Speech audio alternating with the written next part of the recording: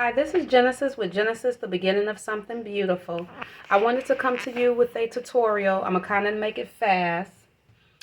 Before I get into my tutorial, though, I was just trying this lip color out. Isn't it pretty? Yep, it's Milani. This is in the color Obsession. It's like a lip cream or whatever, and these are like my favorites, my favorite color. And I have to wear gloss. So I'm going to top it off with this matte gloss in Mocha. I have to wear a gloss.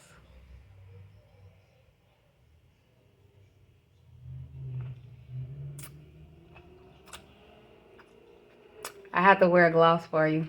With any lip situation, I have to wear a gloss. So, once again, this was Milani. One of my favorite colors, fuchsia color lipstick. Because I don't like red lipstick really. Unless it's with, a different kind of liner. But I'm not a red lipstick person. And I'm just topping it off with some MAC lip gloss.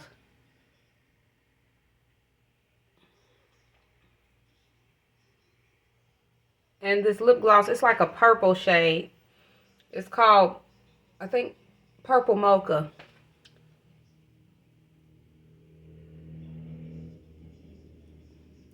And I didn't use any liner or anything, because when you use these lip creams and stuff, they have a really good adhesive property to them. And then a lot of times you see the tip of it is like nice and pointed or whatnot. So you can line your lip with that and then just keep it moving. And they stay real good. Like the Milani lip colors, they stay real good. I have a MAC one that's pretty much the same color. And the MAC is real good, but this stays on real good too. And a lot of times usually you want to, when you use these lip colors, like the lip adhesive, like these lip paints and things, some of them have a lot of adhesive stain power. So you really have to make sure you use makeup remover. But one thing about them, once you put them on, they last throughout the day. And as you're talking, eating, and things like that, as you're doing all of those different things, even if a little bit wears off, you can always go back and you can put your gloss on, and it'll like revamp your lip situation that you have going on, and it'll be really good. It'll still have color on your lips and whatnot, but then you can get nice, get that glossy effect or whatever. What I wanted to come to you today and talk about, I had something on my mind. I'm trying not to get triggered about it or upset about it, but one thing I notice right now is the matriarchy right now that is helping to fix the social economic imbalance of the divine. During the Egyptian times, I think I had mentioned this in one of my other tutorials. During the Egyptian times, it was the women who built the economic systems in matriarchy. For example, it was the women who built the bartering systems and economic systems. It was the women who built, the trading of goods and how agricultural goods were bought and sold, and there was no Federal Reserve Bank. There was no, per se, monetary system. But the economic system that was created was built by the women. What happened is the egregious, soulless men, like I said, we're not going to use the excuse that men don't have a soul. The men in 3D, Divine Masculine, doesn't have a soul. He's a narcissist. I'm sick of using that shit as a fucking excuse. And let me tell you why. People do what they want to do. People do what they see a benefit in. Some people only do what they see a benefit in. Some people are not willing to help anybody. And that's the fucked up part. Because if you're not willing to help anybody, when it's time for you to get help, you're not going to get it. Divine Masculine, he deserves to be out in the cold as a collective. He deserves to be the most mistreated in the system of 3D under the reptilian agenda, because he brought it on himself and he worked hard to do so. Now, what happened during the matriarchy, when the women had built the economic systems, you had men, that's my husband, I'm going to call him back. You had men that were soulless, that were working for 3D. They came in, they started cheating on the women. They started cheating on the women and things like that. And it was about economics. They cheated on the women because they were getting resources from various women, started having babies with various women in order to take their resources. It's about the money, it's about the sex.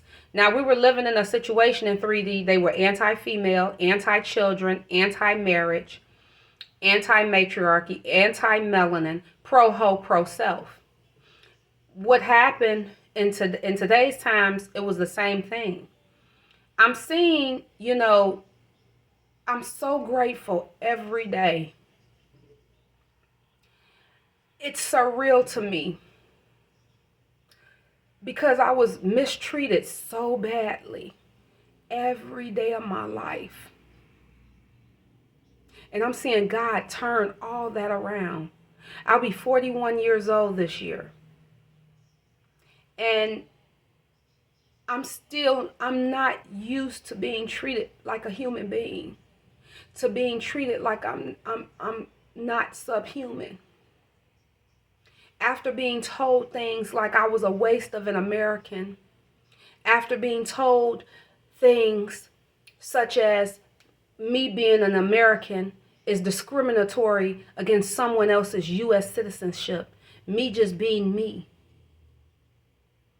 being mistreated like an outcast, sitting in high school in a group of over 200 people at fourth period lunch, and everybody refusing to sit at the same table as me. Taking every chair from that table and taking it elsewhere. And I'm the only person in that lunchroom that didn't have anybody to sit with.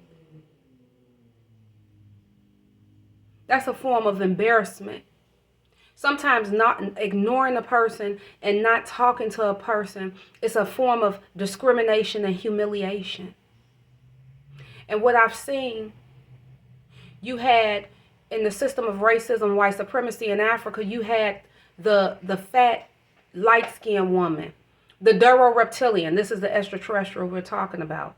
This is matriarchy. You had the non-black woman in patriarchy. Okay? In America, for instance. These were their symbols of wealth. Divine masculine, melanated divine masculine, he took our resources and he gave it to them. He gave those women status. He gave them privilege. He gave them a level up. He gave them and put them on a pedestal. He took the resources from the divine and he felt that they were more worthy and deserving of those resources than us. In Africa, the fat, light-skinned woman, white people in Africa, they don't care. That woman is not a symbol of wealth to them. That person, the fat person, is not a symbol of wealth to them, because as a collective, racist white people have stolen more resources out of Africa than those entities have, than a Duro-reptilian had. But just because you were fat, they would rather pick the fattest kid in the class before they pick me.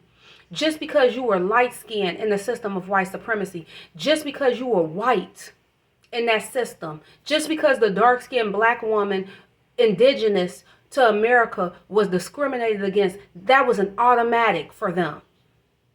And the melanated divine masculines worldwide, they gave them those resources. They gave them that privilege. Okay? As Lil Wayne said, that bitch looked better red. He thought who you are, your culture. As Kanye West said, he gave Kim the culture. They thought who we were. They sold us out. Divine masculine, melanated divine masculine sold the black woman out. and said that who we were would look better if that bitch was red. Who we were looked better on a whore than it did on us.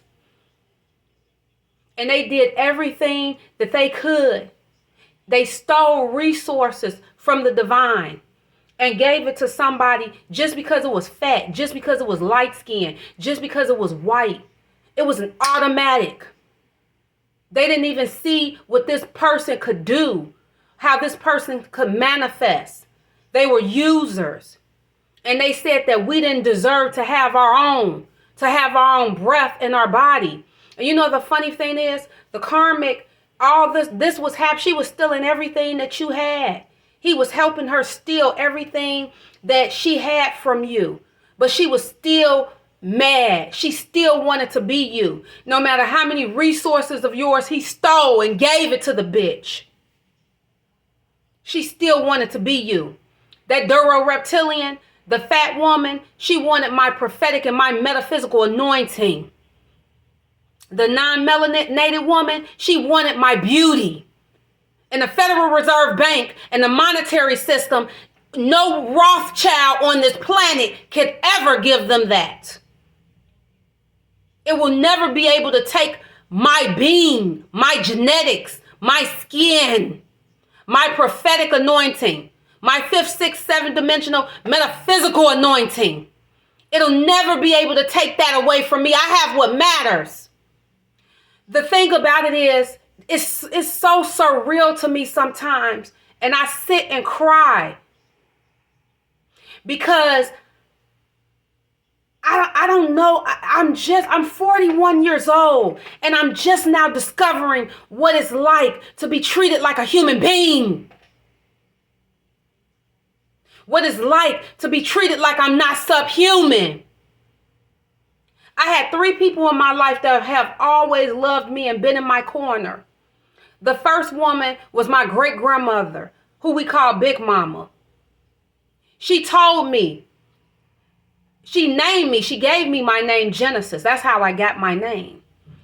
My great grandmother told me that God had favorites and that I was one of them. And she told me one reason she gave me my name was because a lot of people were going to badmouth me and talk about me and mistreat me. But every time they said some foul ass shit about me, they had to speak that name. You are the first. You are the beginning. Genesis. The genes of Isis. My sister, she gave her name. Her name was Kim, Kimberly. Kim means Kemet. The name Kim means Kemet, black, melanated. So when you put my sister name, because she was 16 years older than me, and then I came along later. When you put our names together, it means Kim meaning black, melanated. And Genesis meaning a new beginning. And together, those two names mean a black new beginning. My great grandmother was a fucking genius. And she's still with me to this day. My ancestors, I give honor and privilege to my ancestors. The next person in my life that loved me was my sister. My sister was truly a woman after God's own heart. She was truly that of the divine. Andromeda Insectilian with Anunnaki on her recessive side. She was truly a god. I give thanks to my ancestors.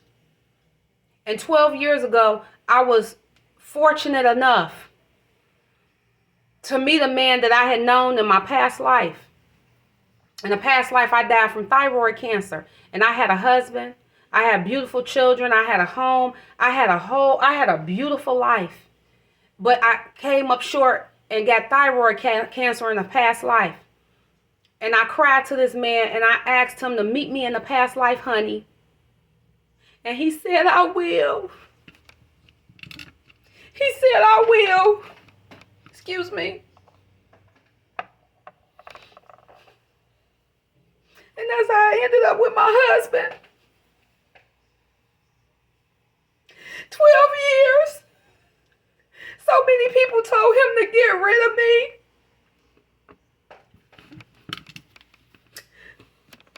excuse me, people told him, why are you with her? Get rid of her.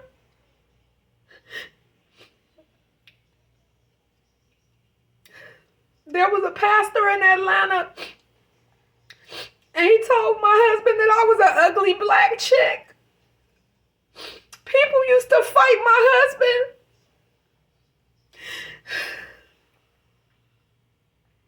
These group of black men jumped him and busted his nose in Atlanta. We had 4 different court cases, but he always stayed by my side.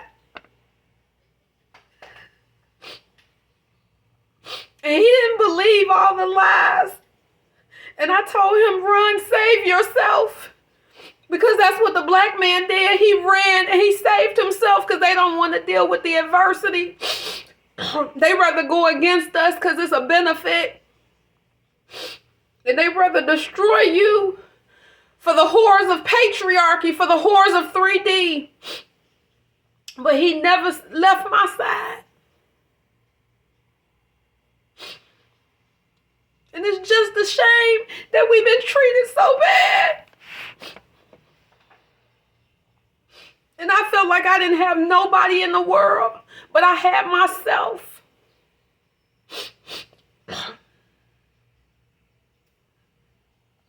And now, life is opening up for us. The doors are opening up for us. And all the blessings that God had for me, I'm getting. And can't nobody stop us. Can't nobody stop me and women like me. And it's the women that's fixing the shit. It's the women that's fixing the shit. The men ain't doing shit. As a collective, divine masculine ain't doing shit. And we don't need you. Because we're going to fix it. And we're going to fix the fuck-ups ourselves. Nobody in life should feel like they don't fit in. Everybody here, good, bad, or indifferent, they have a purpose. Good, bad, or indifferent, whether they're benevolent or malevolent. So for you to sit there and to feel that another person deserves our shit and give it to her or him, you're fucked up. I could understand why when the melanated divine masculine, when they see me with my husband, why they're scared. Because they know how dirty and filthy and disgusting they treated you. Of all people in America, I was the one that wasn't supposed to succeed. I was the one that was the least likely. Worldwide, they tell people that the black woman in America ain't shit. But everybody want to be us.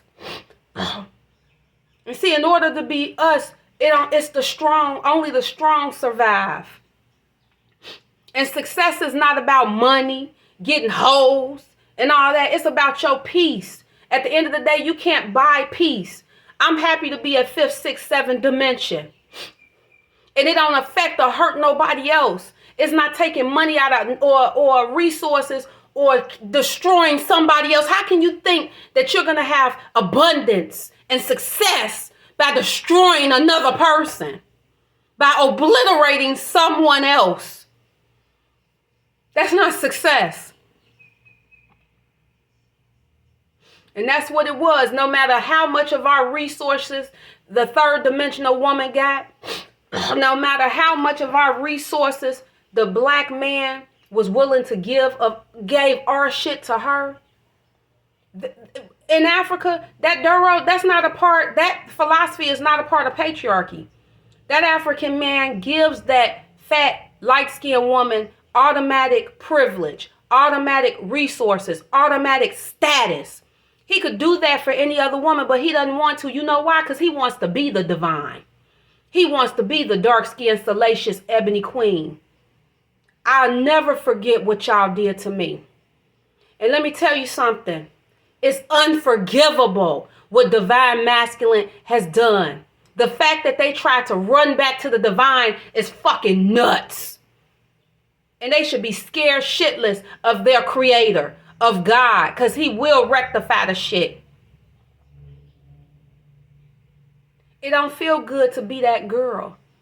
It doesn't feel good to be that person that everybody hates. But I never gave up on myself as a dark-skinned black woman. I never gave up on myself.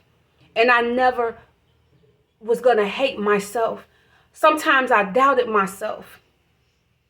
But my sister, she showed me this thing. It's a Buddhist principle. It's the ancient law of the Upanishad. Because she was deep, you know. It's a Buddhist principle. The ancient law of the Upanishad. And it says, you are what you think. With your thoughts, you make your world. And that's what I'm doing every day. I'm making my world. I'm making my world. Okay? We're out of that shit in 5D. Automatic to be just because of the way you look. And you're not manifesting resources the first. Every day when I have a daughter, I'm going to tell my daughter how beautiful she is no matter what. I'm going to spoil my daughter and let her know that she is loved and valued and cherished. And that's what every person, for anybody to tell another person that you're a waste of an American. Who are you to tell me that I can't succeed, that I can't be? It's a lot of weak, miserable, desperate people out there. And there's room for everybody because there's plenty of room to stretch across wide numbers of dimensions. And it's funny because they were able to steal and extract all those resources. And the karmic whores are still mad at us. She doesn't have our genetic anointing in 5D. So she doesn't feel beautiful. So she's mad at us. The Duro doesn't have our prophetic and metaphysical anointing of 5D. I can light your ass up like this without no help, and you'll run right off of my phone.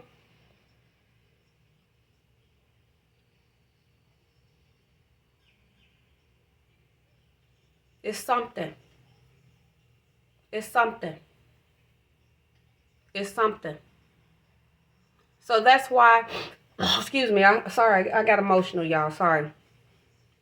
I just wanted to make this tutorial. You know, it makes no sense. My point is, it makes no sense. This competition shit, this third party shit, everybody should be able to be where they need to be dimensionally, from the third to the seventh dimension. Let's just get started on that. And wherever they're at, they master that. Nobody should be lacking. Nobody should be without. You don't need that. There's no such thing as a limited supply. We live in a whole galaxy, a whole universe. Earth is not the main Hubble. You have an inner Earth, Agartha. It's a whole nother world in there that never came from out of 5D living. You have aquatic extraterrestrials, you know, that's living in the sea, in the ocean. It's a whole nother world of beings there. This what's going on the surface planet is bullshit. The competition, the racism, the violence, the mistreatment. And then it's fucked up because the people who have the most potential are mistreated the worst. The people that can fix this shit so everybody can live harmoniously, happy, and at peace and in abundance are treated the worst. Why should there be haves and have-nots? Why should you celebrate a fat person, but yet you have people starving to death on your continent? That's sick. Why should you celebrate white privilege, but yet you have children in America that don't have a home, that are living in homeless shelters? That's sick. All this shit could be alleviated. And you know what? My dimension, the matriarchy that I come from, 5D living, we're going to do it. And that's success. We're going to make sure that everybody can be a manifester on their own. Everybody knows that they themselves are a God. And they can manifest for themselves. They can live in abundance. See, to me, success is when everybody around me is successful. When everybody on the planet has success. Success to me is when nobody's homeless. When everybody can be fat and eat. So the haves and have-nots, that doesn't make any sense. That's unnecessary. It's unnecessary. And only a sick individual would want that. You know, if you find status in people going without. Those that don't go without, that gives them status. Those that are married versus those that are not, that gives married people status. It's stupid. It's dumb. Status and being fat. But you're poor, broke, and ugly if you die from starvation. Get the fuck out of here. If you're not a part of these solutions, you're a part of the fucking problem. But this shit changing. But it's you know, one time I cried in the shower. This was maybe about 2017, 2016. I looked at the shampoos in my shower. And they were all geared towards natural hair. I don't think I had ever, it dawned on me, I had never had a shampoo that was geared towards natural hair. Maybe Cream of Nature, you know, from the Beauty Supply House.